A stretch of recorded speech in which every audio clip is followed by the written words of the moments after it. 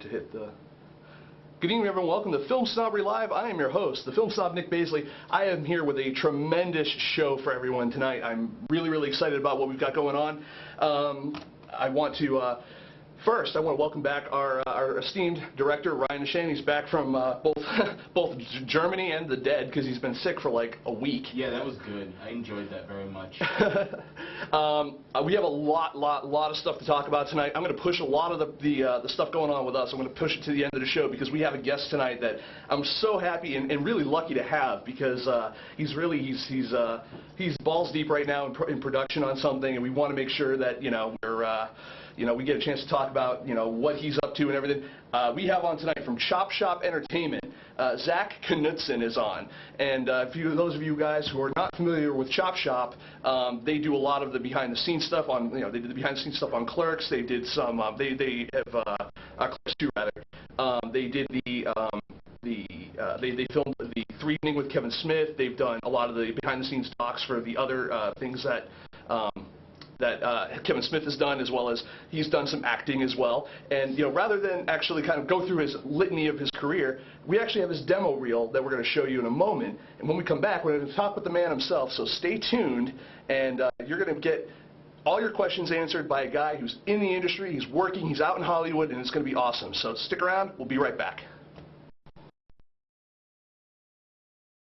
Oh yeah.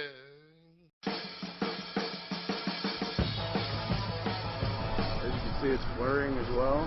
This would have been the ideal weather for yesterday. He's been super collaborative and listened to my opinion, even though it's not always good. Just another day on the set of Hell Ride.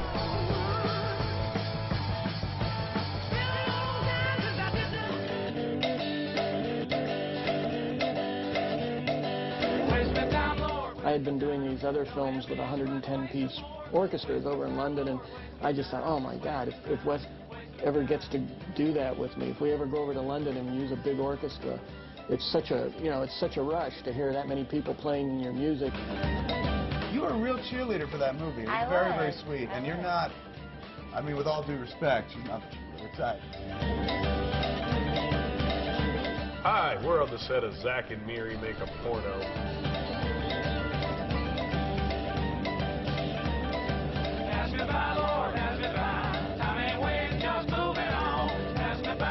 It takes a lot of sort of imagination. Like, I really have to sort of sit down and get on the same page as the artist. This is day, I don't know, we're in our 30s at this point, and we've come back to the motherland.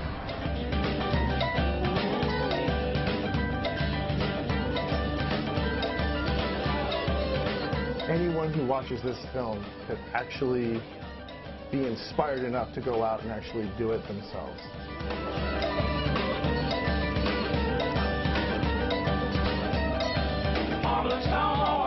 Moses and I pretty much bonded, I believe, over a very common sense of humor. Which we still do. Jedi or The Empire Strikes Back? Empire. Blasphemy. And when he was asking me about Clerks 2, he was like, well, the reason I want to do it is I really have something to say. For me, this movie wasn't about money. It was about telling the story. It was about making this film. I'm right there.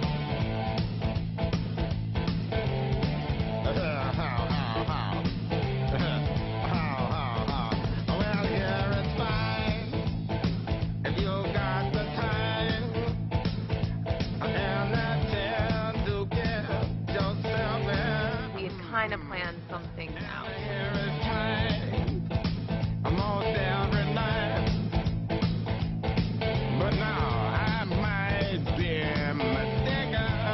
We were about a week and a half, 2 weeks into rehearsals, and I got mad at them because nobody was off book yet. Kevin just went crazy. With Kevin going to bat for the studio, it just put an enormous amount of pressure.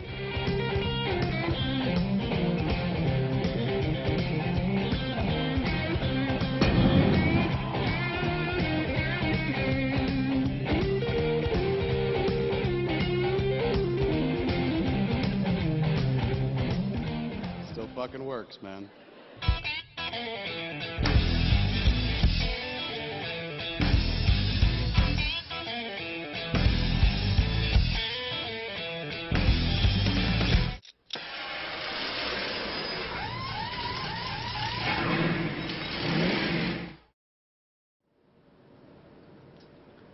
And we're back. Ladies and gentlemen, it is my esteemed pleasure to welcome our guest for the evening, Mr. Zak Knutson of Chop Shop Entertainment. Zak, thanks for coming on the show. Yeah, thank you very much for having me, sir. And for those of you, I'm the big bald guy on the left-hand side of the screen. You are the big bald guy. And the other guy is Joey, is it, you pronounce his last name Figueroa? Yes, Joey, it would be, I guess to quote the U.S. Universe, would be my hetero life mate. Your hetero life mate. Now, how did you guys get together and form Chop Shop? Were you in the industry before? Were you both kind of working and then got together, or is it kind of more of a childhood pal type of thing? No, actually, that's kind of the strange thing about it. I'd started out after high school. I had gotten up to Hollywood to become an actor, quote unquote, and didn't have much success. Well, I had about 2 years of success. I did a couple shows, and then at the bottom just kind of dropped out for me. So I ended up working as a bouncer in a titty bar.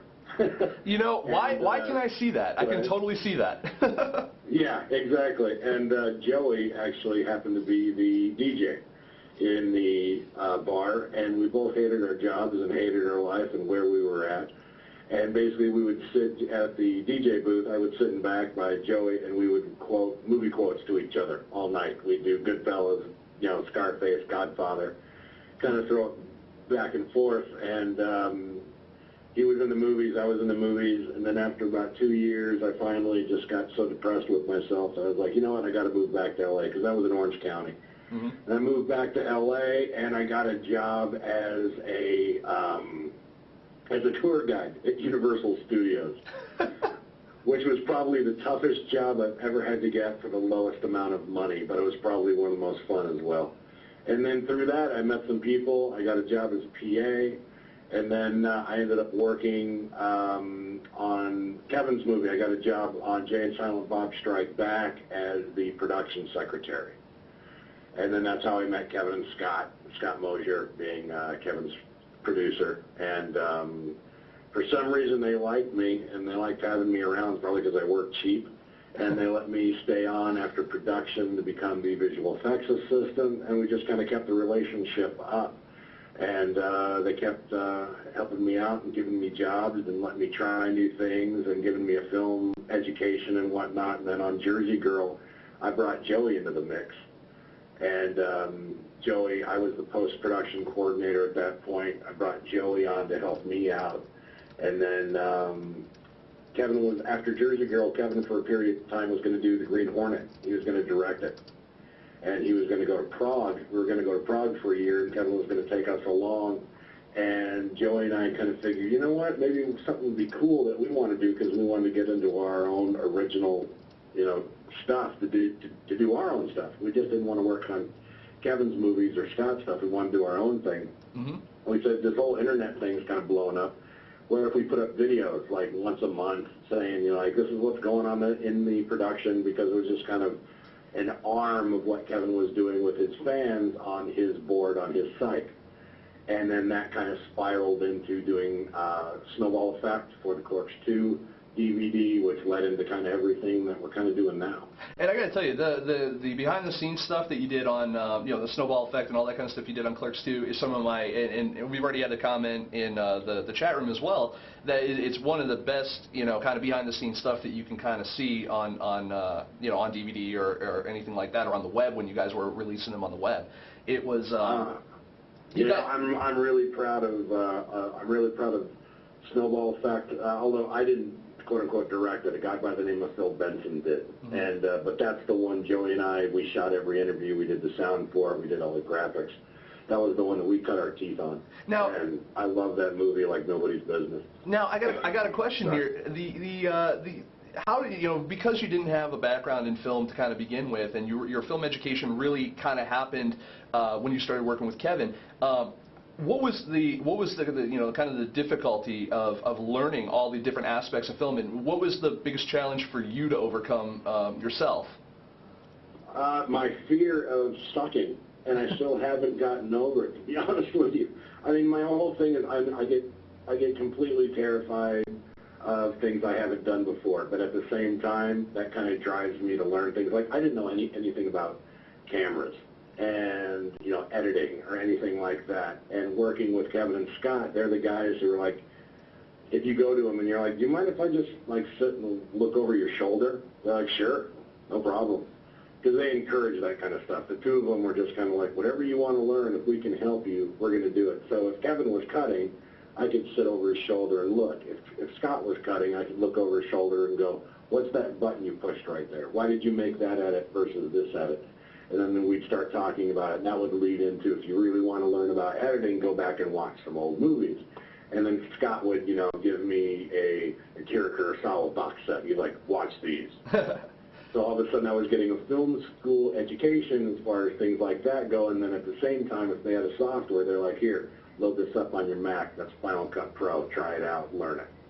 And then you'd go out and buy the books, and you'd learn it, and you'd go start shooting things on your own, and that's kind of how I learned. Now, when you kind of went out of the comfort zone of the View Askew universe and started working on other productions and stuff like that, you know, did you have a fear of kind of going off on your own on that? Was there like a separation anxiety?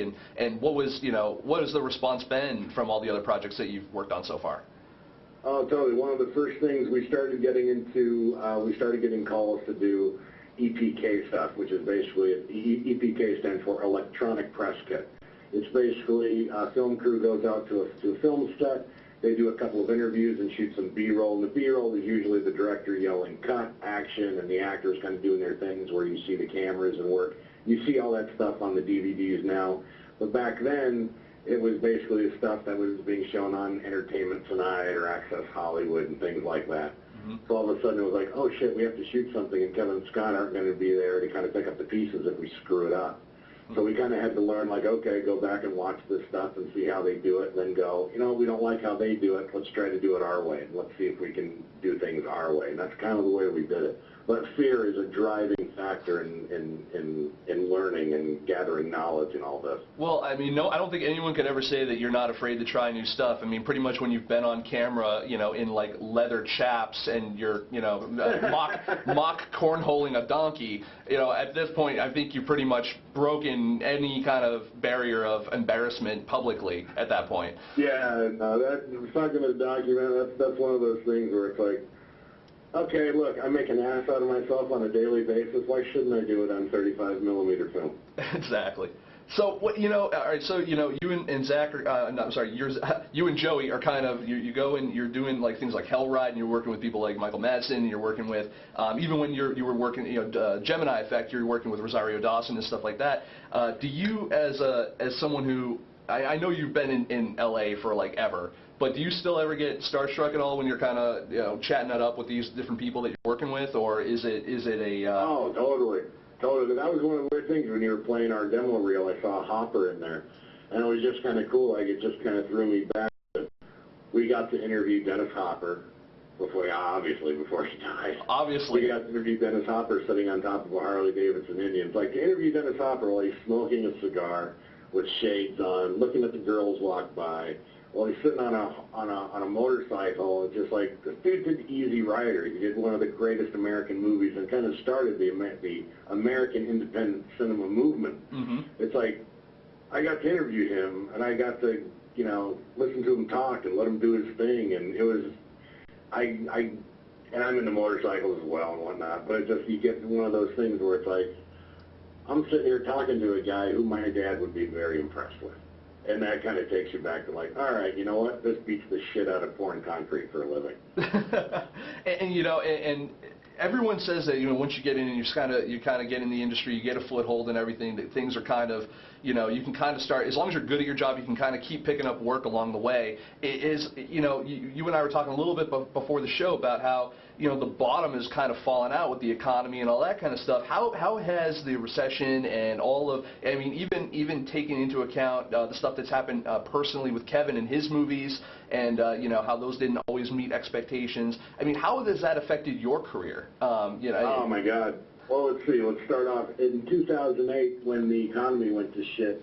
the credit for all the studios went up too. The studios all of a sudden went, we don't have this this unlimited line of credit which we can keep tapping into and not have to pay back. The other thing too is that with us, we do a lot of work with the Weinstein Company, and Bob and Harvey weren't doing that great in the movie theaters. You know, they weren't having these huge successes that they had with when they were with Miramax. So it was one of these things where it's like, all right, they're not doing too hot. They had to ratchet down. The studios themselves basically said, okay, well, we need to cut 40% across the board in every single department. At the same time, DVD sales took a huge shit. So DVD sales aren't selling. They were blaming piracy. I don't buy the whole piracy thing, for the record. Neither do I. I don't. I think it's a convenient excuse. More likely is going to go buy it as well.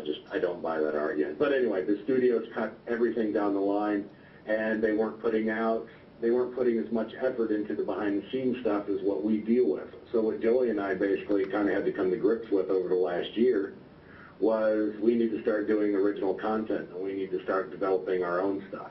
Mm-hmm. And we need to focus on the internet, not so much DVD, but going after the internet with the studios, and that's actually been pretty successful for us so far. Yeah, you know, and also you're involved when Kevin goes out and he does the live stuff. I was at like we were talking before, I was at the 3 Evening with Kevin Smith, and which is again probably the highlight of my career, if you want to call it that. It was just such a great to hear that guy talk for as long as it was, and we were talking about how it was a bit grueling on your end, though. Long enough. It was 7.5 hours. I hope everybody got their money's worth that night. I'll tell you that much. Oh heck yeah! And it was just such a groovy thing. Now, when you know, are you involved at all in any of the production stuff with the Smodcast or anything at the Smod Castle? Because now they're doing the stuff live there too. But it's all. Yeah, no, Joe and I don't have anything. Kevin's kind of keeping that his podcasting theater, his very first podcast, or the very first podcasting theater. Mm-hmm. That's kind of the way he's billing it. It's true. There's no other theater where they exclusively do podcasts, and he's opening up. I think he's got Tom Green doing his show out of there now. They're trying to break out of the just having the View Askew guys. But I've gone down there and watched it a few times just as a fan because they're all my friends, and I think they're funny. Yeah, so I listen to them all the time. We don't have any immediate plans to go in there and start filming anything, but like I said, that's now. I wouldn't doubt something in the future comes up. I think it's a perfect place to do something out of. It's intimate, but yet you can still have an audience. I think we could definitely do something out of there. It's just finding the right thing that would make Kevin and his audience happy. Yeah, you would think that, you know, being in that kind of setting, which is very similar to his Evening With type of shows, it would be very conducive to filming. Yeah, and feel free, if the next time you see him, if you ever want to, feel free to say, hey, there's this guy out in Massachusetts that would like to do a show out there. Feel free. No, but you know, you're working. We'll let you in. Anybody who wants to do a podcast, all they have to do is get on smodcast.com, and I guess, and talk to them. And I guess the way they broker things is pretty fair. Don't quote me on it, but I think what they're doing is pretty fair to the people who are trying to come in there and do things. Oh, that's great. I mean, you know, and I got to tell you, you know, I was talking with Malcolm Ingram a while back, and he's like, you know, this is when Kevin was going through that whole thing online with the movie critics and stuff, and you know, he's like, Kevin's one of the good ones. He's just going through a rough patch right now. Hang on. And, you know, I've never lost the faith on that. But, you know, that being said, we'll talk to Kevin hopefully another time after Red State's finished shooting, which is something you're working on right now. What, you know, what is your kind of capacity, and what are you doing on Red State? Well, see, that's the beautiful thing about this, is that since it's not a studio thing and this is a Kevin thing, there's not much, and I don't want to say anything that Kevin doesn't say first at this point. I can't say too much about it. Sure. And to be honest with you, now that I'm like thinking, because I did sign a non-disclosure agreement, although people know that we are doing things with it, I can say we are doing some things with it. I can't tell you what it is. Right. I could tell you that... let's see, what's a good way to say it? I can say that I think fans will be surprised. I think fans will be excited. I think fans will be extremely happy with the way things are coming together. I think that's all I can say. I can't say that John Goodman's in the movie, which I think is awesome because I'm a huge John Goodman fan. Absolutely. You know, I really can't say too much. You know, everyone will sit there and they'll go back and forth and, you know, remember him for Roseanne or the Flintstones or whatever. But quite frankly, I loved him in Matinee. Oh my God, John! Oh shit, man, The Big Lebowski. Oh, that's well, obviously, yeah. He's a god is playing Walter Sobchak, who's based on John Milius. It's awesome. It's brilliant. But yeah, so you know you're out there, you're working in the industry, like you said before, like the DVD kind of the floor kind of bottomed out a little bit on that, and so you know it's kind of has it been has Blu-ray really replaced DVD the way that they hoped it would? No, it really hasn't been. And I think you would have a better foothold within the business if the economy was better. Because let's face it, a couple of years ago, Blu-ray players cost $300-400. Well, now you can get them for $100. You can get a PlayStation 3, you can play them. I don't think it's taking over the industry because a Blu-ray disc still is $20-25. You can get a DVD for $10. So if times are strapped, you're still going to do that. Plus, now we've got Netflix. You can download your movies online. You can get them on your iPad. You can get them on your computer. And people like my sister's age, who's going to be 20 next month, she doesn't even own a TV. Wow. She watches everything exclusively on the Internet. So I think I think it's a natural kind of progression. I think everything is going to move to the Internet soon. Now, I don't think it's going to happen as fast as like Steve Jobs would hope, but I think it's going to happen. And I think that's kind of the wave that we're trying to grab onto. I'm not saying we're getting away from DVDs and we're not doing anything, because that'd just be foolish. Right. Because I still like DVDs. I like my DVD collection. I got a shitload of them, but I don't think it's going to go anywhere anytime soon. Now, as far as shooting for the web, is there a giant difference? And feel free to get technical on this. Is there a huge difference in shooting a film or a behind-the-scenes doc or some of the other things that you do, even a live event, than shooting for the web? Yeah, I think so. I do. If we're going to shoot things exclusively for the Internet, we try to remember that when they're watching the screen's probably going to be 2 by 3 inches. Mm-hmm. So things like fonts have got to be bigger. The camera angles, we like to push in a little more so you can see the people's faces a little bit more. Wide shots, if it's going to be a wide shot, we try to make it a pretty wide shot, but still make sure that you can see everything in it. It's not like you're watching it on your 60-inch flat screen where you can see the smallest nuances. You just can't see that when you're watching it on your computer, so you try to have to pay attention to that. Now, if we're going to be doing a documentary, we try to incorporate, because what we do is we shoot usually from day one all the way up till the end.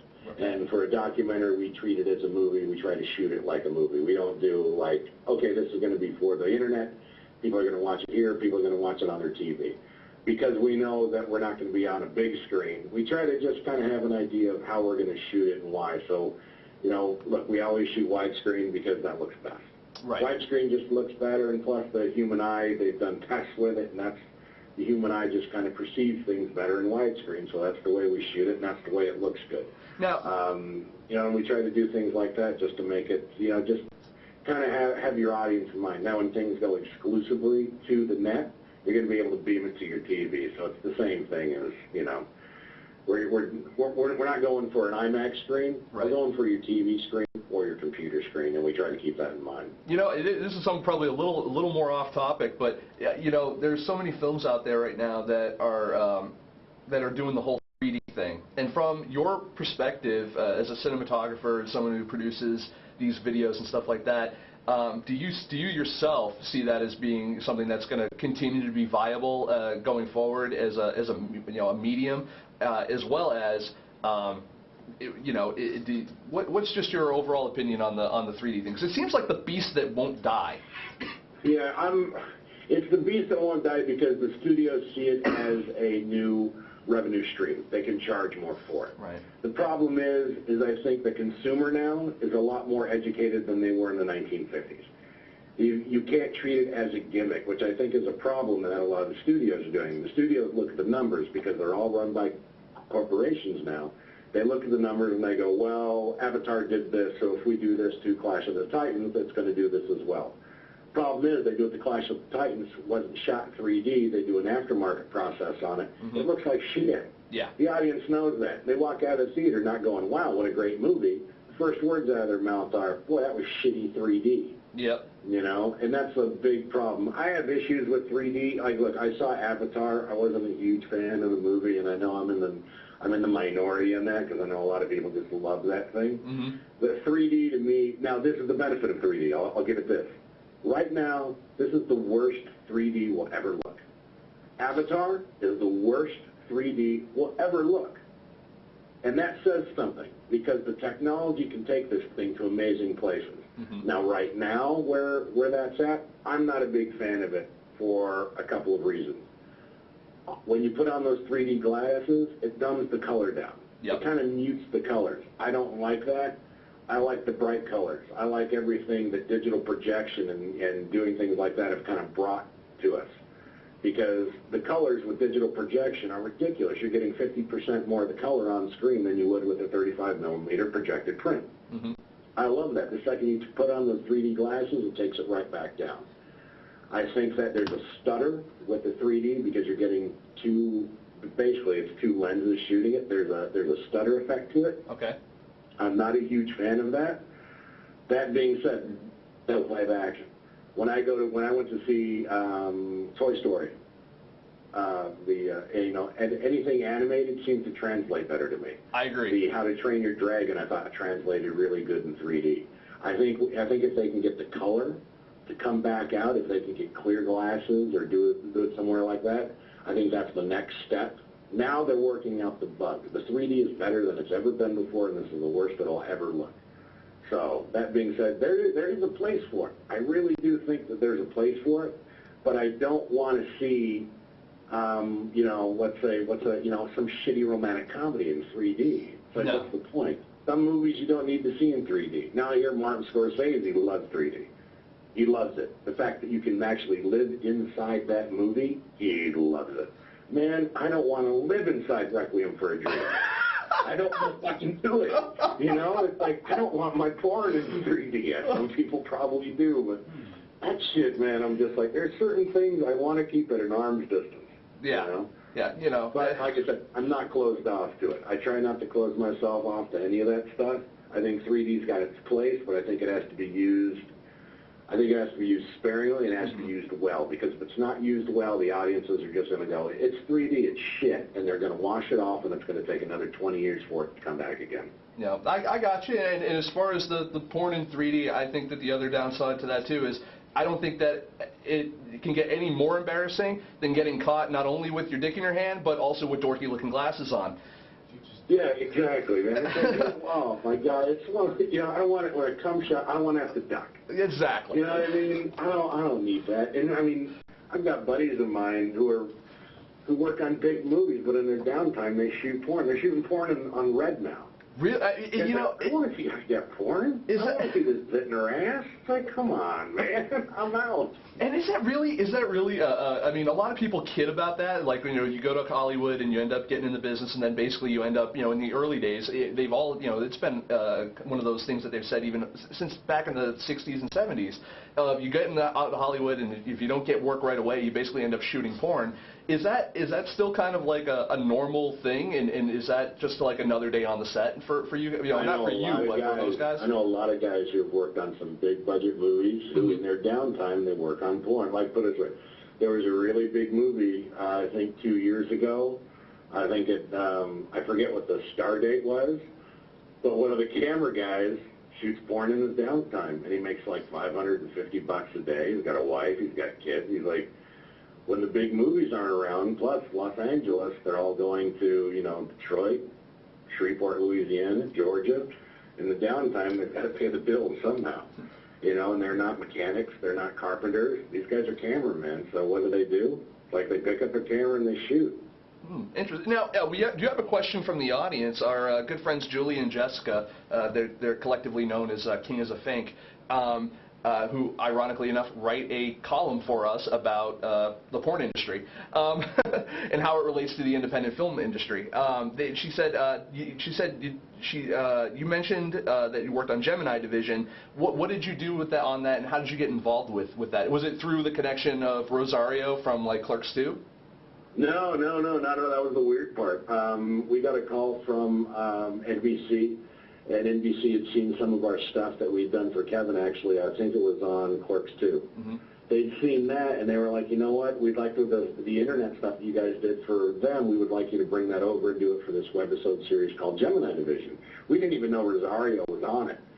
And then once we got there, we found out that Dave Klein, the cinematographer for Clerks 2, was shooting it, who's a really good friend of ours. Mm-hmm. The camera crew was from Clerks 2.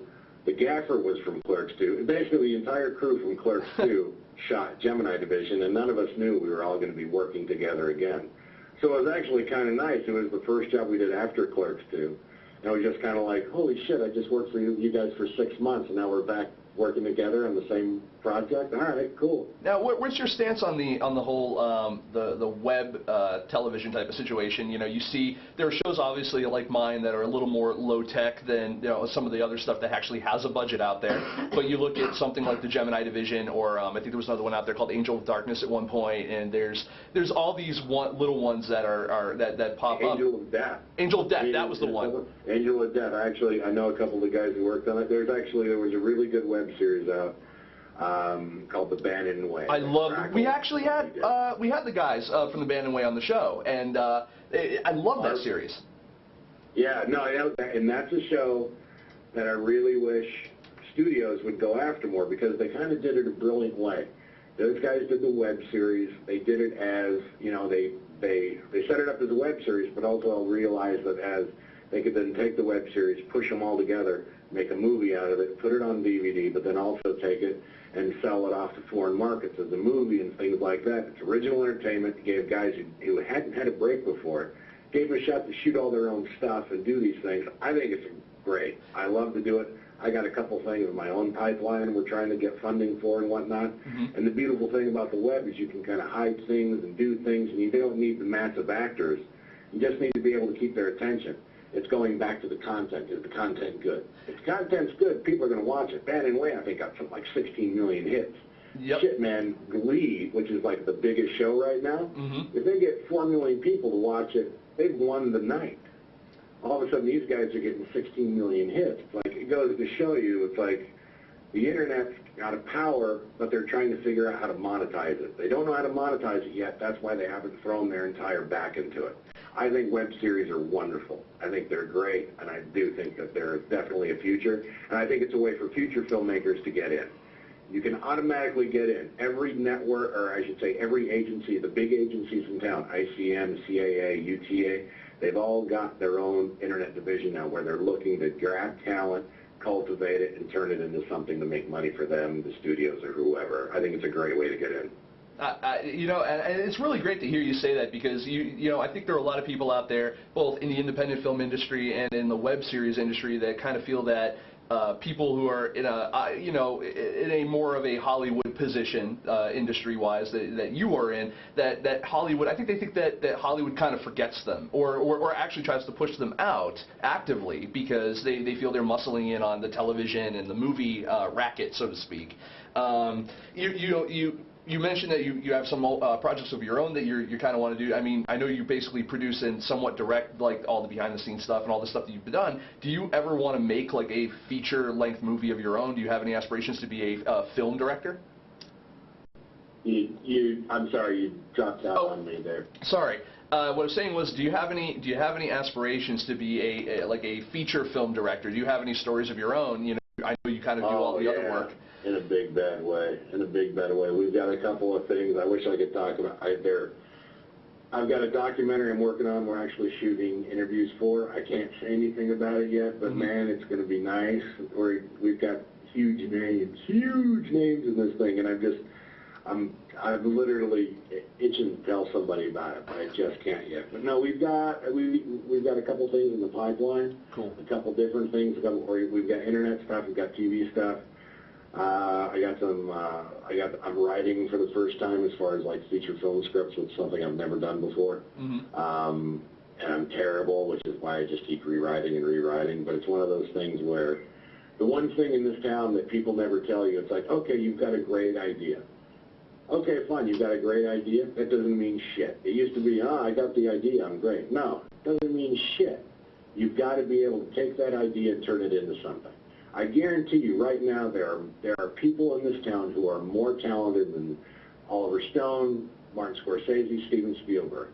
The problem is those people can't get off their ass to do something about it. One of the things I talk about, I don't talk about it on the show a lot, but I talk about it, when I'm just having conversations with people, like yourself or my friends or whatever, and, we talk a lot about, like, what is Hollywood going to do when all the old mainstays, like, you have, Gene Hackman, Michael Caine, Dennis Hopper, was a great example, all these people who are getting older and they're starting to not be around anymore. All these great actors from the 60s and the 70s, and I'm looking at them like, I don't want the next great person that is on the Walk of Fame and the people that are being, like they're revered. I don't want it to be fucking Miley Cyrus. Like, who is the next person? Like, the only person I could think of that's even close to my generation would be like Will Smith, maybe. And, I mean, even Bruce Willis and some of the people, the old action heroes still at, they're all getting old, and, they're basically just trying to recycle those action careers into something new. I mean, where do you see some of this industry going? Is it up to the independent filmmakers to create the new stars, create the new Steven Spielbergs and the new Scorseses and stuff like that? I mean, what's the? Oh, definitely. Look, I think Darren Aronofsky is an amazing director. Mm-hmm. I think that guy is just shockingly good, and I think his choices. I mean, the fact that he was thinking about, you've got a guy who did Requiem for a Dream, The Black Swan, which was just up in Toronto. This guy is talking about doing RoboCop. Mm-hmm. The thing about the old generation, they would never think about taking on a project like RoboCop. But he grew up with it, and he's like, RoboCop's an awesome thing. I want to try to do something with it. That's what's awesome about it. When you can make a movie like Requiem for a Dream and then go into RoboCop, I think that's awesome. The fact that the lines in the genres are completely blurred for new filmmakers. Robert Rodriguez can go from, someplace like Sin City, which is extremely stylistic, and it's this film noir. Yeah, it came from a graphic novel, Frank Miller, the whole thing. Mm-hmm. But then he can go off and produce something like Machete. Yep. Or Aliens. It's like he can get into the genre stuff, because that's the thing our generation loves, genre movies, because that's what we were brought up on, whether they were action movies. Everything had its little place that it went into. And not only that, Robert Rodriguez can... That's an action movie I've seen in years. Yeah, I mean, and then you take Robert Rodriguez again as an example, and he'll turn around and then make he'll make a trilogy of kids movies. Exactly. I think that's awesome. Look, you've got Quentin Tarantino. Quentin Tarantino, I think, is the best filmmaker working today. I think Quentin's awesome. What Quentin does, Quentin works in genres. Every single one of his movies works in a genre. Kill Bill, it's that classic Sergio Leone revenge western. Mm-hmm. It's like you go into, Quentin's fucking phenomenal. And the way he does it and everything that he does, it's shockingly good. And I went and saw the Fincher, David Fincher stuff. Mm-hmm. Fincher, some of his movies I haven't liked, but his movies are always interesting to me. I'll never shit on a movie if I think it's interesting.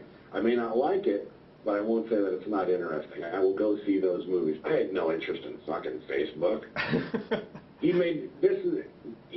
Fincher made Facebook interesting. Mm-hmm. Fincher went to goddamn Harvard and didn't get laid. He made heroes and villains and stories out of them. Like in Aaron Sorkin's script, by the way, had a huge part to do with that. Oh, yeah. But it's an awesome movie, and it's shot well. I was blown away walking out of it going, I can't believe I was rooting for this fucking nerd from Harvard who kind of fucked over his buddy. And it's just like, all right, I got you. So the new filmmakers that are coming out, I think there's going to be a wave here within the next couple of years, because I didn't grow up with camcorders. There are guys now who've been making movies with camcorders their entire lives. Right. There's something that's going to happen here where somebody's going to show up and go, here, this is what I've got, and I've already cut my teeth. I can shoot, I can write, and I can edit, which is something that really, the only people I can think are doing that right now are Kevin, Quentin, and Rodriguez. Mm-hmm. They're the only guys who shoot, write, and edit pretty much all their movies. Well, I should say Quentin. Quentin's editor, unfortunately, just died. Probably also say maybe Woody Allen, too. Yeah, Woody Allen. I mean, I'll go on a rant on fucking Woody Allen, man. I turned myself off to Woody Allen. I did. And the sad thing is, I think Woody's doing probably some of his best work right now. Yeah, I think Match Point's an amazing fucking movie, but I cannot get over the fact that he's fucking his daughter. It's always in my goddamn head. I watched Match Point, and I was like, I'd never know the guy who's fucking his daughter made this movie.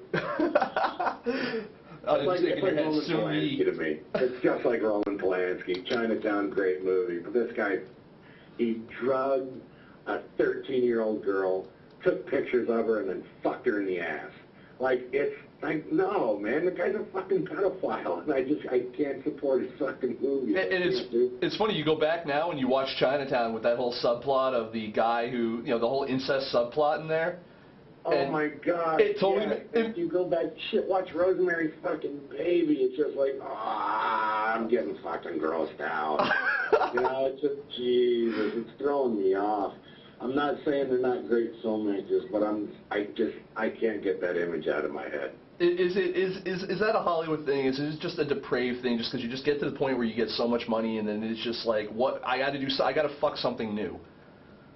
Well, that's the thing. Look, I'm a rarity in town. I'm not a right-wing wacko, but at the same time, I'm not a left-wing hippie. I've got a young sister. She's 20 years old. I'm 36. She's going to turn 20 years old. So I've got this thing where I just look in my head. I'm just like, I can't. No, if my sister went in, like people are like, oh, that was so many years ago. Polanski, you know, had an affair. He didn't have a fucking affair. She was 13. He fucked a 13-year-old girl in the ass after he gave her Quaaludes and champagne and took fucking pictures of her, man. He's a fucking pederast. Yep. I can't get that out of my fucking head. It sticks in there. And, you know, everybody else is, no, it's the time, and it's Hollywood. It was the time. Fuck that, man. It was the 1930s that he fucked her, a 13-year-old girl in the ass. It would have still been wrong then. Yep. Yeah. Okay, there's my soapbox. No, yeah. Keep the soapbox out for 1 second, because there was one other thing that we were talking about how you work with all these big stars and stuff like that, and you mentioned you said before the show, and I have to segue into it just because I find it personally interesting as hell. You said you had a little something with Mel Gibson. Yes, and I think it was May or something. After Clerks 2, I didn't do any acting. I wasn't that into it. Mm-hmm. It was something I did for Kevin. And then we did a little thing in Fanboys, but that was it. And then I was like, you know what, I'm going to get back into it because it's been a long time. And I got a part in a Mel Gibson movie called How I Spent My Summer Vacation. Mm-hmm. It was at a time where, look, for the first 6 months of this year, we really didn't have anything. I was living off my savings. I had just gotten married. It's like, this is getting fucking ugly. And then I got a call saying Mel Gibson just watched your audition, and he wants you to fly to Mexico City for the next 2 weeks. Like, oh, shit, okay, cool. So I got to go to Mexico City, travel around Mexico City for 2 weeks, shooting a movie that Mel Gibson was in. And then, the whole thing happened this summer with him. Now, that being said, after everything I just went off about Roman Polanski and everything else, Mel Gibson was nothing but nice to me when I was on set. I have nothing but the highest words to say to Mel Gibson. I think he's an amazing filmmaker. Now, granted, people can say, well, Roman Polanski made great movies. So does Mel Gibson. But Mel never told me to, just smile and suck my cock or whatever, or never yelled at me or anything like that.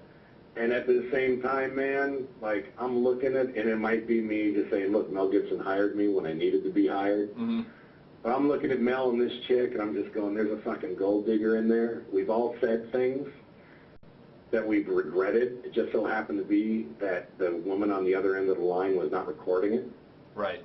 And look, I've said things and done things. My wife has said things and done things with, other boyfriends or whatever. We've all said them. Just so happens to be that his got recorded, and he said some really vile shit. Now, I'm not saying Mel Gibson's perfect. I'm not saying he's not wacky as all shit. Right. But I'm saying he was nice to me, and he took care of me. I will defend Mel Gibson. I always said the best friend, who the best friend in the world is, in my opinion? What's that? A.C. Cowling. A.C. Cowling. I know the name. O.J. Simpson's buddy. The guy who drove the fucking Bronco. Okay? Anybody when you can kill a woman, when you can kill your fucking wife and her boyfriend, and it's just as plain as day, and then you go, hey, man, I need you to do me a favor. And the guy goes, cool. No bones about it. He's there. He's like, I got to go. The cop's going to follow us. I'm on my ass. He's like, I'll drive. Oh. That's a fucking buddy. You got a point there. Best fucking friend. That's the guy you want in the fucking trench. So A.C. Cowling is like #1 in the Best Friend Hall of fucking Fame. So I will go to that one. Like I said, I'm not saying I'm right in any of this shit. This is strictly my opinion. Sure. But no, and I appreciate you just being honest, because you know, there are some people out there who are so guarded, mostly because they have to be and all that, because people, you know, will get a hold of what you say and completely twist the crap out of it, and you know, and it's cool that, you know, you're in that position where you can still kind of not have to give a shit about that too much. I hope for your sake, at one point, you will be in a position where you have to clam up, because that means you're making money and everything's going, you know, coming up roses for you. But that being said, you know, as far as the, you know, I mentioned that our audience is primarily independent filmmakers, and we were talking about the new faces and over the next few years about how, you know, the game's changing a little bit. For someone, let's say, you know, we have filmmakers here in, like, Michigan and Chicago and Minnesota and New York and all these other places. First of all, do you see that, like, eventually they're going to have to just go to LA because that's where the market is? And B, what do you see as the entry point for these people that are looking to get their stories made and looking to get a break? Like, what's the entry point? Movies aren't being made in Hollywood anymore. That's #1. The business is here, but movies aren't being made in Hollywood anymore. Movies are being made in Atlanta, Georgia. They're being made in Shreveport. They're being made in New Orleans. They're being made in Detroit. You can literally, they're being in Albuquerque, New Mexico. Any of these places where they're making movies. Film schools are popping up all around town.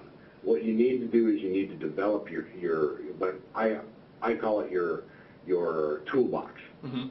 If you're a carpenter, if you're a mechanic, you can't work without a toolbox. You need your tools. What you need to do is you need to develop your tools. All you need to make a movie, and I mean, shit, man, the guy I work with the most, Kevin Smith, has proved this more than anyone. This guy made a movie in fucking New Jersey, shitty black and white, grainy film, and it was a huge success, and it gave him a major fucking career out of it. Mm-hmm. You can make a movie anywhere, and anybody says, no, you can't do this, you can't do that, bullshit. It's about the story. If the story is good and you tell the story well, people are going to take notice.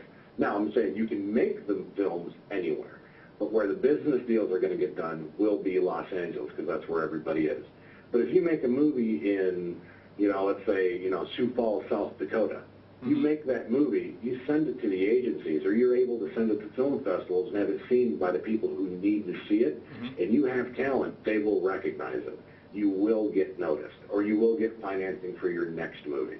It will happen. That's just the way it goes. Everybody thinks, like, oh, Hollywood's so closed off. It's all about who you know.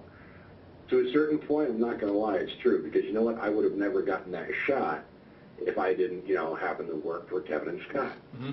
But at the same point, if I didn't bust my ass and try to do what I need to do, if I made a shitty movie, I wouldn't have made another one for him. Now that can be, people are like, oh, I don't know, fucking Zach and Mary talk with shit. You know, I'm just saying, you don't need, it's not the old, it's not this old studio model. The internet is letting people do things. Computers are letting people do things. The fact that everything's being shot digital now. You can get a Panasonic, you can buy a used Panasonic HVX200, which is the shit we're shooting right now, and you can go off and you can make your movie. You load it in the Final Cut Pro on your laptop. Hard drives are cost nothing now. Mm-hmm. And you can make your movie. Done. All for basically an investment of, let's say, $4,000. Now, if you're bitching about $4,000 to make your movie, throw in the fucking towel right there, because you're going to have to do a hell of a lot more than get that $4,000. You're going to have to fight, you know, pull hair, cry, and draw blood in order to get people to see your movie. That's where the difficulty is going to come in. So if you're going to bitch and moan about finding $4,000 to make your movie, tough shit. You're out. You're already making the excuses. Hollywood's a town where you have to be able to be told no on a daily fucking basis. On a daily basis. The average is you get 30 no's for every yes. Wow. So if you've got a weak constitution, if you can't handle it, please stay out. Rent's high enough as it is. We don't need any more. The closest most people get to LA is getting off the fucking plane. And you don't need to get off the plane anymore. You can make the movies where you are. Look at Rodriguez. Rodriguez never moved to LA. He's been in Austin, Texas. Yep. You know, so I mean, Kevin just moved out to L.A. I think it was like, what, 9 years ago? Yeah. Up until that time, he was always in Jersey. I think he moved out there. You know, from all accounts that I've seen, I hear he moved out there more so for Jen and Harley's sake versus. Yeah, no, so if Kevin wasn't married, he'd still be in Jersey. Yeah. You know, but look, when you're married, and I just got married, you make, you know, you make concessions. And by the way, congratulations on getting married. No, but I'm saying for anybody who wants to make a movie or anybody get into it, if anybody's like, well, I don't want to make a movie, I want to do the shit that you're doing. Well, if you're living in Detroit, fuck, man, Transformers is there. You go up to Transformers, say, look, I'll do anything you need. I'll shoot footage, I'll do whatever you want, or even if it's little independent movies, college stuff, whatever town, somebody's shooting something somewhere around you within a 100-mile radius, I guarantee it. Now, say you know, a filmmaker out there wants to contract you to help them on their film. I mean, do you have, you know, what is your kind of stance on working with, you know, independent filmmakers, low-budget films and stuff like that? I mean, is it more about the time that you have to give to these projects versus, you know, the money or what, you know, I mean, are you amenable to working with, you know, low-budget filmmakers? Oh, totally. Look, I have a background in independent film. I produced 2 films for James Franco, which were done on shoestring budget. We did them on nothing. I have a huge love and affinity for independent film. It's where I came from. I've got my heart in it. But look, independent film is not where the money's at. I realized that when we started Chop Shop, one of the things we said was we don't want to eliminate the independent filmmaker. Because the independent filmmaker is the guy who's really doing it for the passion of it. I'll help anybody who wants to do it for the passion. So we had a, matter of fact, one of the first things we did was a project called The Art of Travel. These guys made this movie. Did we lose Zach here? You want to double check me over there, Ryan? No, he's still on? Give it a second for it to come back. We'll give him a moment. Sorry guys, we're just having I guess a little technical glitch with Zach here. Maybe he hit the mute button on accident. That happened to me twice. I was talking to someone the other day. I was talking to him and they hit the mute button on accident. You might want to, yeah, we'll just see if he calls back in a second. He's still on. Is he? Because we can't hear him. Zach, if you can hear me, we can't hear you. Wait, hold on. We cannot hear him? We cannot hear him. Fucking Captain Obvious over here. I gotta tell you. Look at this guy. Can you hang up on him? No. No, you were still showing as being connected, right? Yeah, I'm looking at unknown phone number. And it's going. And it's going. But can you disconnect him? Well, I could. Do you think we should? Maybe you should do that so that way his will show up and he'll see that. Yeah, why not? We'll get him to call back in a moment. So anyways, guys, while we're waiting for Zach to come back in, I want to just kind of direct you to his website. He's over at www.chopshopentertainment.com. It's him and Joey, purveyors of very well done behind-the-scenes stuff, EPKs, all that kind of stuff. They're really got some good stuff. They have some other stuff that they're working on as well. They've got another Kevin Smith doc, or I don't know if it's another one of his. He told us what the name of it is. It's Too Fat for 40. I think it's called Kevin Smith Too Fat for 40, and that's going to be on the premium channel Epix. It'll also even be in HD, so if you have HD TV, Epix HD, October 23rd. You can follow Zach. You can actually follow Zach on Twitter as well. He's twitter.com/ChopShopZach.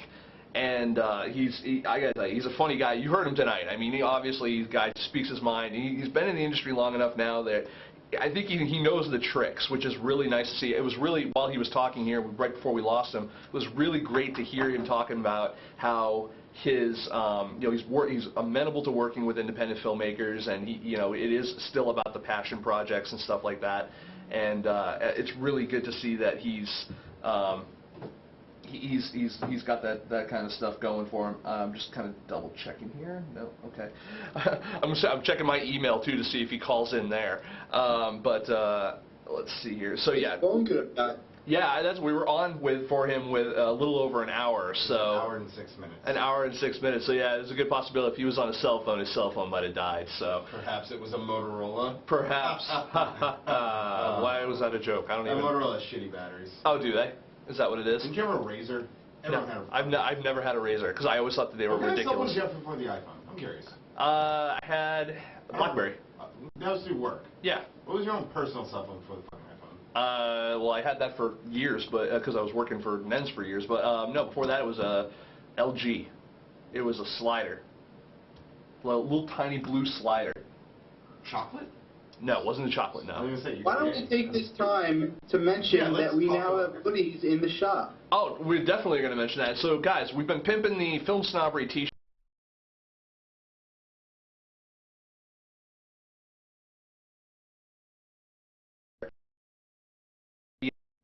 We hear you, and we've got them out there. They're available for pre-order now. Film Snobbery hoodies. Full zip hoodies, nice, comfortable, warm. You know, winter's coming if you're on the West Coast or the East Coast or any coast really. Anywhere in the world. If it's getting cooler outside, or you go out at night and just jogging or something or whatever, hoodie. Everyone likes a hoodie. And basically they're $35. There is shipping, but we have a flat rate for the shipping. If you're within the United States, it's $3. If you are outside the United States, it's $5. So that is the situation there. I also want to mention I want to thank everyone at who was in, whether they're watching or not. I want to thank everyone who is in the decision-making aspect of the South by Southwest. If you guys out there didn't hear my panel, Your Baby is Ugly, my workshop, Your Baby is Ugly, it was chosen to be at this year's, this upcoming South by Southwest in March. This coming March in 2011. I'm really excited, very honored to be picked. I want to thank everyone who voted when the voting was open for that, and everyone who encouraged me to actually even apply for it. I specifically want to thank a friend of mine, Adria Richards. We've had her on the show before. She's a technology consultant. Her and I have been friends for a couple of years now, and she really pushed me hard to apply and submit my panel to my idea to South by Southwest, and honestly, if she hadn't pushed me to do it, I wouldn't have done it. So I want to thank her for doing that, and very happy. So yeah. So aside from that, we got some other great stuff going on. I want to just kind of throw a quick plug out there for the FirstGlance Film Festival in Philadelphia. We will be there shortly. And what do you got going on? Zach, are you back? No, I'm saying look at the fucking camera 2. I don't want to look at camera 2. Well, that's where the graphic is, goddammit. Ah, goddammit. All right, well, I'm in South by Southwest is this March. We're also going to be at the FirstGlance Philadelphia Film Festival this next Thursday through Sunday. And while we're there, what are you laughing at now? I'm sorry. Camera 1? No, you're on camera 2, goddammit. Still camera 2? Yes. I don't know. I will point. All right, so worst director ever. I know, right? I pointed. So we actually have I'm going to be there. We're going to be doing interviews there live. It's going to be fun. And then in November, it looks like Jerry Cavallero, co-host Jerry Cavallero, and I are going to be heading on down to the Orlando Film Festival down in Florida, and we're going to take a little road trip, and it looks like what we're going to probably do is maybe film some of it for you, and it will be really fun to Film Snobbery on the road. Yeah, not only that, Jerry and I are bunking together in the hotel. Yeah, now the rumors are going to swirl. It'll be a little... I hope we don't get the one bed. I hope we get double beds, like No, we get double beds. I hope so. And if we only have one bed, you call the floor since it's my room. Since you're on my show, I'm gonna have to put you on the floor. I just need to bring this up. Jerry, show. Last year when I was in Amsterdam, Darren and I, not only did we have to share a bed, yes, it was a twin size. So you basically woke up spooning each other, didn't you? Yeah, but in Amsterdam, you don't really care. Really? That's the excuse? They have amazing coffee there and beer. Really? I don't think they have anything else. No, that's it. No. In Amsterdam, there's nothing else, just coffee and beer. Coffee and beer. Okay. Damn good beer. Damn good beer? Damn good beer. Yeah. Can you smoke that beer? Hi, Camera 1. You're looking sexy today. Just want to let you know I like long walks on the beach. It's a beautiful thing.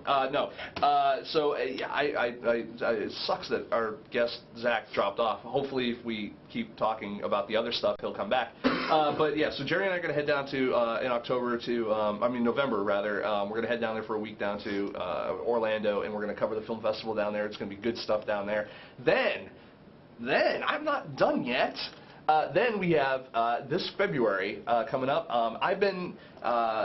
I'm pleased to announce, and I don't know if I've announced it publicly on the show, but I'm pleased to announce that I'm now on the board of advisors for the New Mexico International Film Festival. You might remember our guest Justin Evans, who was on a couple of shows ago. He and I, we had him on. He was talking about his festival, talking about his film, A Lonely Place for Dying, and he's got this festival idea where he's hoping to pay for some travel for the filmmakers to get there, food, lodging. Even if your film plays there, you get your submission feedback and you get a share of the actual box office.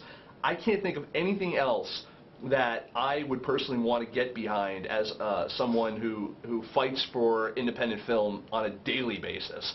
Him and I started talking. It seemed like we had a lot of very similar ideas. We talked after the show. And he invited me to be on the board of advisors for his film festival, and I've been helping him out with that for the past week or so now, and things are going really well there. I want to direct everyone, if you go to Kickstarter.com and look up the New Mexico International Film Festival, I want you guys to go ahead and they are looking for some donations out there. They are doing some crowdfunding.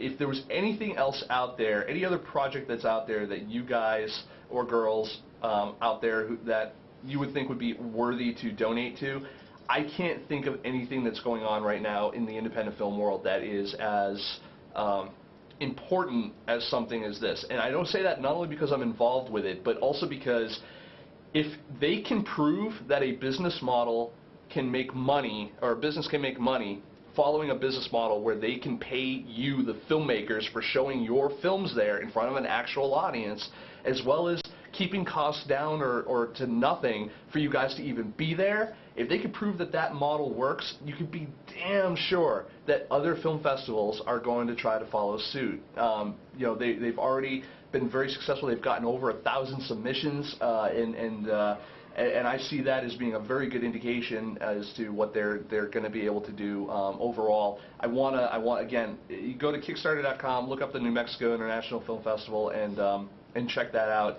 I really think that that's something that everyone, not only here in the chat room, but everyone who watches the show, everyone who follows us on Twitter, I think that everyone can get behind this idea. And it can only help you in the future as filmmakers or as fans of film. So get on that and do it because it's important for your career as well as the future of what film festivals have to offer. So I really feel that that's important. So that being said, Jerry's got some stuff he's got going on too. Jerry, where are you going? You're going to be soon. Well, tomorrow and Saturday and possibly Sunday I'll be at New York Comic Con. So if anyone plans on attending that, tweet me or just look for me. I'll be the one handing out stuff like Chuck stickers, even though I'm not supposed to be. Well, I guess you could have people go there just to promote their stuff, but I'm covering it as press for a website that I won't say, because Nick gets upset every time I say it. I don't get upset. It's just I don't even see the point of why you're still there. I don't even get it. But I mean, they get into Comic-Con for free. Dude, I got into Wizard World for free. We didn't get into Tribeca, and I was in Tribeca the year before. Yeah, well, dude, a lot of people didn't get into Tribeca this year. Let's not turn into this. Let's not do that. Oh, we could. No, because then the trip to Orlando is just going to be very awkward and silent. It's going to be awkward and silent anyway, mostly because you're going to have to listen to me singing show tunes the entire way. That's cool, because I'll probably be sleeping the entire way. You got the soundtrack with Glee in your car? I totally have it. That's awesome. Yeah. I got nothing from this season. Nothing on this season really is... I've watched one episode, and it was like, I had no idea Mike O'Malley was in that show. New to me. New, yeah. But fuck it, Mike O'Malley's awesome, so whatever. Anyway, go ahead and keep. So, what are you gonna do? Anything interesting while you're at Comic-Con, or are you just gonna geek out? Probably geek out and try to get as much stuff as I can for free because I'm press. That's the honest answer. I was a little disappointed. I mean, I didn't set up too many interviews. I didn't really set up any interviews, although I had a few opportunities where I could show up if they're available and I can interview the person. But the last Comic-Con that I went to, I got a lot more interview requests, and they set up rooms for interviews and stuff. Mm-hmm. And maybe this year I'm just not getting the invites for it, but it just seems like they're not doing as much this year in terms of media and film and because it's a comic book convention. That being said, let's not even get into it. Because I'm seeing some really interesting. I don't care about what you have to say about that, but I'm looking at the chat right now, and they're talking about Kickstarter and versus Indiegogo and crowdfunding and stuff like that. And I got to tell you guys, I understand that there's the popularity of Kickstarter and the Kickstarter effect and all this other kind of bullshit. I got to tell you, I still throw my hat in the ring for Indiegogo, and a lot of it, and I can see you guys are talking about it here, a lot of the things I see what you guys are talking about on that, it has to do with the ability to have the multiple payment platforms, the ability to actually be able to contribute worldwide, and also I like the way that you just get a little bit more personal treatment with Indiegogo versus Kickstarter. And I say that not even as a partner of Indiegogo, because we are, and there's a reason why we're a partner of Indiegogo and not Kickstarter. And yes, I'm aware one of my lights just went down. I don't know why. Probably because it got hot. Probably got too hot. Because I've been smelling burning something for freaking an hour now. I thought it was this. That's why I keep smelling this. It's not something. Why would that smell like burning? I don't know. Dude, okay, moving on. I thought that's why I was feeling my laptop earlier, because I thought that it was long time. Dude, I love my laptop long time, but I will so cheat on it with a better laptop. That being said. Yeah, I'm a fan of Indiegogo. I think that Indiegogo has a limit, and that limit for Indiegogo is monetary. I think that if you are trying to fund a small project and you have a good team of people helping you fund that project and get the word out there, I think that Indiegogo is a really good choice for you. I'd say anything $5,000 and under is perfect. It's right in the wheelhouse of Indiegogo. I think if you're of the mind of wanting to raise 15, 20, 30 grand, I have to say you have to go to Kickstarter, because at the moment they have the clout to get that done. I think that Indiegogo just doesn't, for some reason, they don't have the reach that Kickstarter has, despite their marketing efforts. And I don't say that as to any detriment to them. I think they're doing a good job. I think that there are a few things they could do better, but they just, I think as a platform, though, and as giving people the ability to contribute, they do a much better job than Kickstarter does. So, you know, Jerry's experience aside, Jerry's experience is just that, you know, people hate him. So that's just how that goes. No one likes you, Jerry. I don't even like you. I know, we're just doing the road trip because you wanted a free room. That is true. I wouldn't go if the room wasn't free. But to be fair, I like that festival.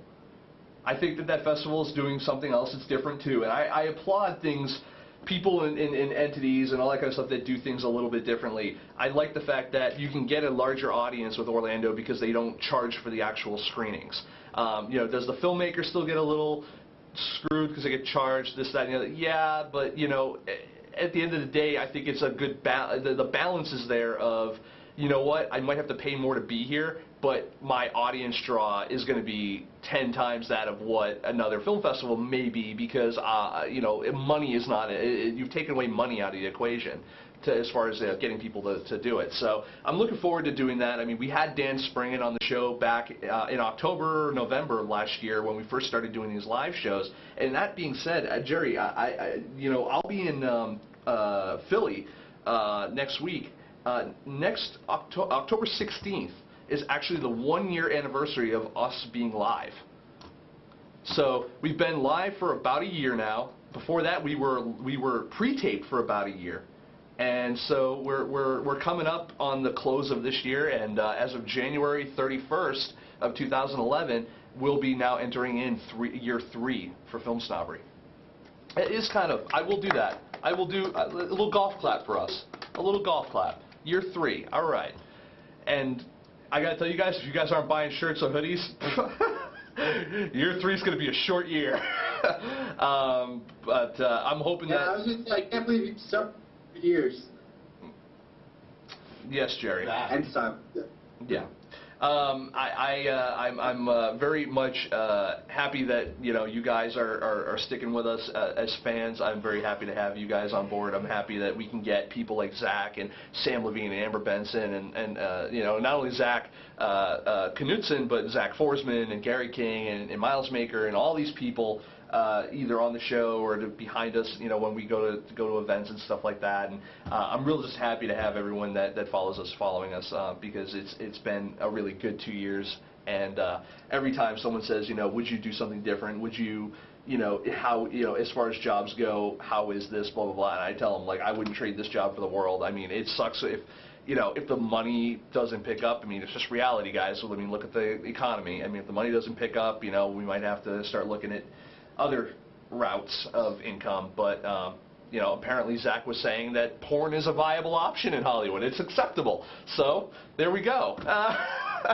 So maybe that's the next step, or maybe if we get in contact with Kevin Smith, he'll put us in the Smod Castle, and you guys can see us live out in Hollywood every week.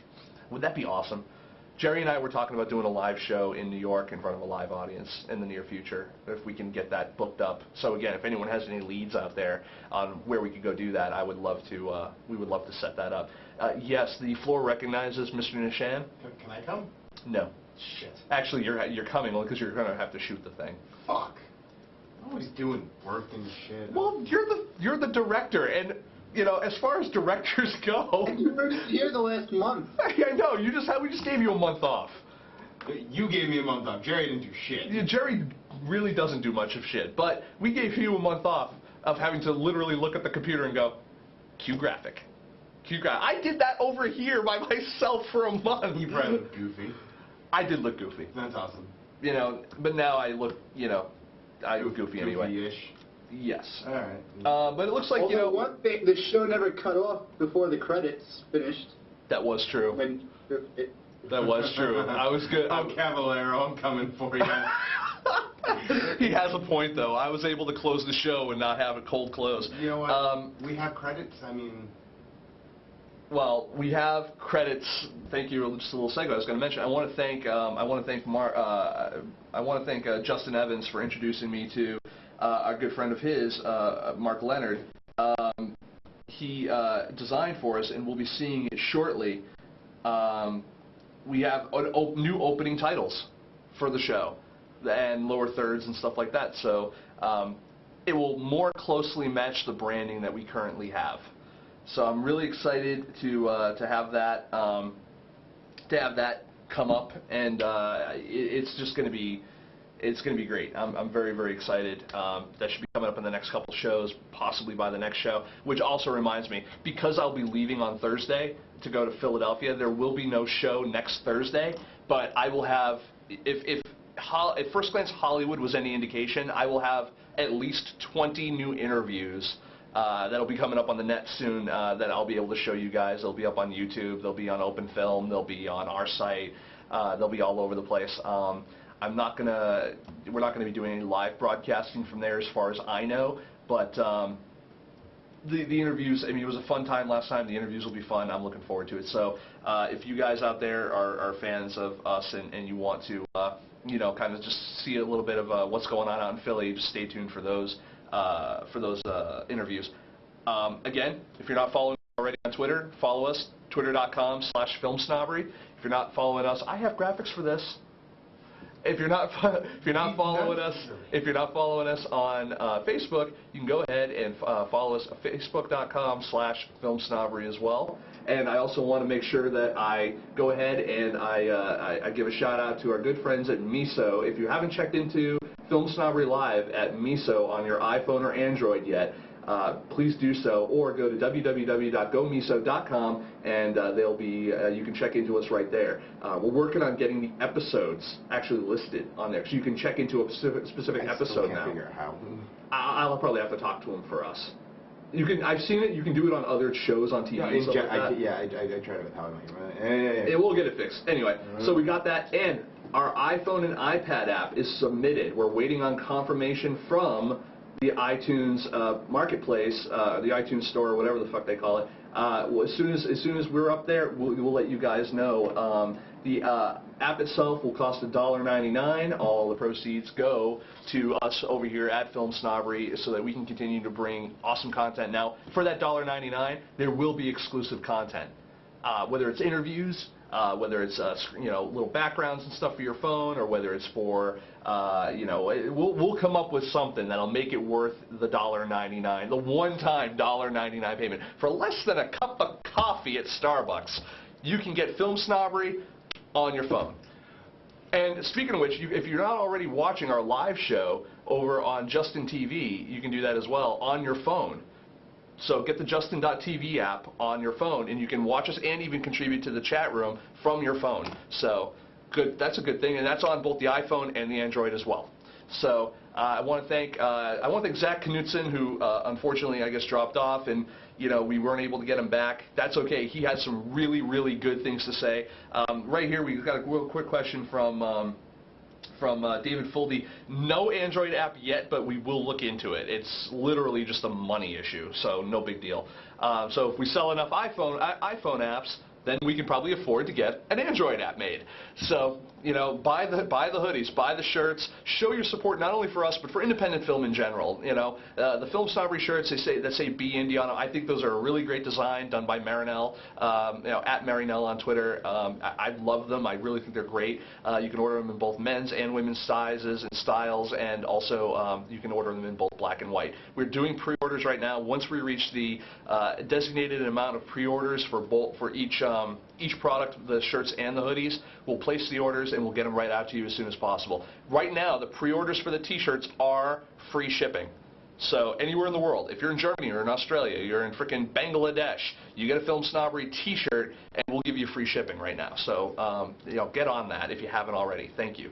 That being said, I think we're way past the time where we normally are. So I want to thank Ryan for coming back. I want to thank him. I want to thank Jerry Cavallero. I want to thank Zak Knutson for coming on the show. Again, follow him at twitter.com/chopshopzak, as well as go to chopshopentertainment.com and check out their website. It's actually pretty cool.